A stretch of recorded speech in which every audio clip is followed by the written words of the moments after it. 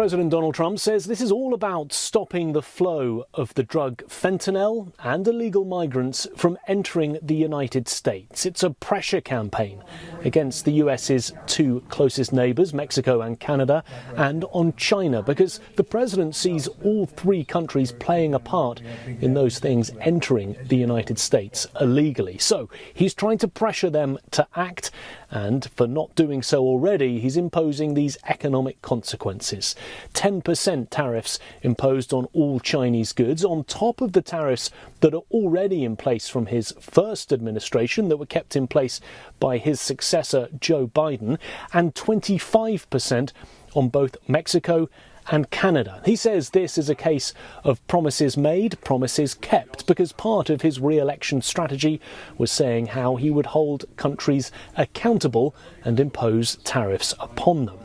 However, the big fear from many economists is that this could be something of an own goal for the US president, could backfire and hurt US consumers, in a way it did during his first presidency. That time around, we saw China stopping the purchase of all US soybeans, and it led to not just disgruntled US farmers, but out-of-work US farmers. The US government had to bail out the farming industry to the tune of $61 billion. Nearly all the money it made off of tariffs on Chinese products was then given to the farmers as part of this bailout.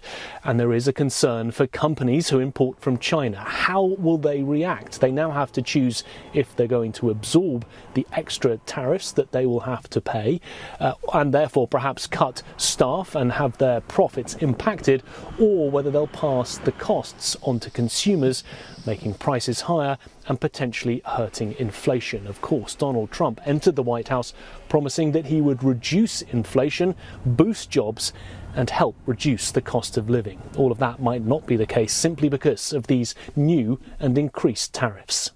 Nick Harper, CNA, Washington.